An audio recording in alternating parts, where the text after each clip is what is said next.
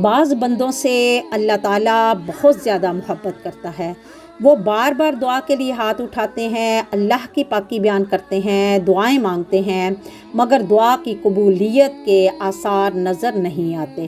مگر وہ اللہ سے مایوس نہیں ہوتے، اپنا معمول بنائے رکھتے ہیں، کبھی اللہ سے شکوہ نہیں کرتے، اللہ کا ہر حال میں شکر ادا کرتے ہیں۔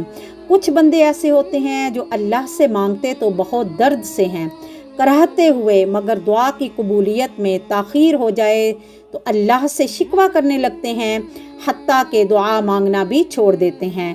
کچھ لوگ دعا کرتے ہی نہیں ہیں، کچھ لوگ اللہ سے مانگتے ہی نہیں ہیں، بلکہ نعوذ باللہ اللہ کے وجود کا ہی انکار کر دیتے ہیں۔ جس طرح کافر لوگ جو کفر کرتے ہیں، اللہ ان کو بن مانگے ہی عطا کرتا ہے، بلکہ کئی بار مومن لوگوں سے بھی زیادہ عطا کر دیتا ہے۔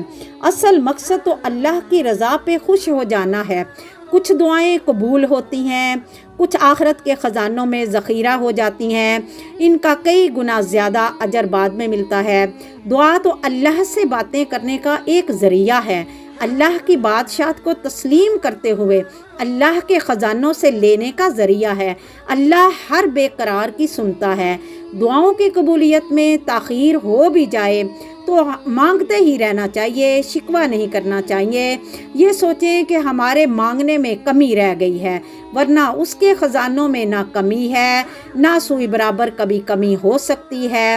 بس اللہ تعالیٰ ہمیں ان لوگوں میں شامل کر لے جو اللہ تعالیٰ کی رضا پہ خوش ہوتے ہیں، جو اللہ کے خزانوں پر، اللہ پر امید لگائے رکھتے ہیں، پر کبھی دعا مانگنا چھوڑتے نہیں ہیں۔ اللہ تعالیٰ ہمیں ایسے لوگوں، مضبوط لوگوں میں اللہ تعالیٰ ہمیں شامل کر دے، آمین یا رب العالمین۔